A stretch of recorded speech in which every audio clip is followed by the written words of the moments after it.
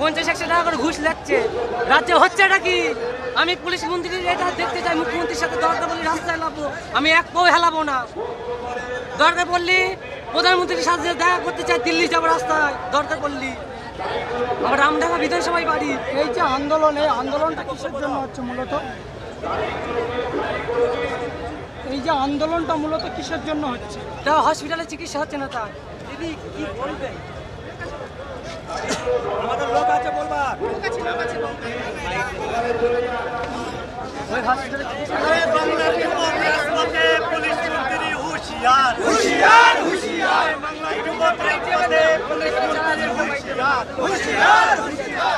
আবু সিদ্দিক ভাইয়ের রক্ত হবে না কবে, আবু সিদ্দিক ভাইয়ের রক্ত হবে না কবে। আরে তাই তো বলি পুলিশ তুমি উদ্দি ছাড়ো, নীল সাদা শাড়ি পরো, এই প্রশাসন ধিক্কার ধিক্কার ধিক্কার। পুলিশ তুমি উদ্দি ছাড়ো, নীল সাদা শাড়ি পরো, এই প্রশাসন ধিক্কার ধিক্কার ধিক্কার। বাংলার মায়েদের কোল খালি করা হচ্ছে কেন? পুলিশ মন্ত্রী জবাব দাও।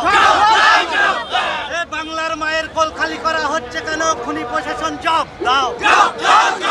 এই খুনি প্রশাসনের বিরুদ্ধে, আরে খুনি প্রশাসনের বিরুদ্ধে আমাদের সংগ্রাম, খেটে খাওয়া মানুষের সংগ্রাম, বাংলা জুড়ে গরিবের সংগ্রাম, বাংলা জুড়ে গরিবের নেতা নওশাদ সিদ্দিকী ভাইজানের নেতৃত্বে সারা বাংলা লড়ছি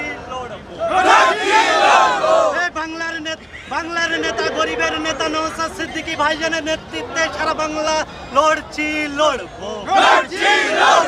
আরে বাংলার মায়ের সুবিচার পাইয়ে দেবার স্বার্থে আজকের মহামিছিলে দলে দলে যোগ দিন।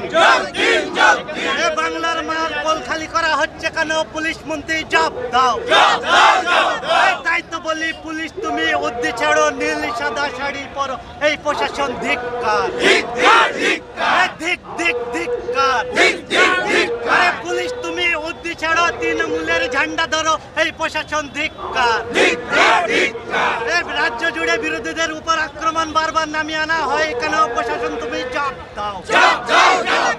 খুনি প্রশাসনকে অবিলম্বে ফাঁসি দিতে হবে। খুনি প্রশাসনকে অবিলম্বে ফাঁসি দিতে হবে। আবু সিদ্দিকের রক্ত, আরে হানিস ভাইয়ের রক্ত, আরে হেমন্ত ভাইয়ের রক্ত,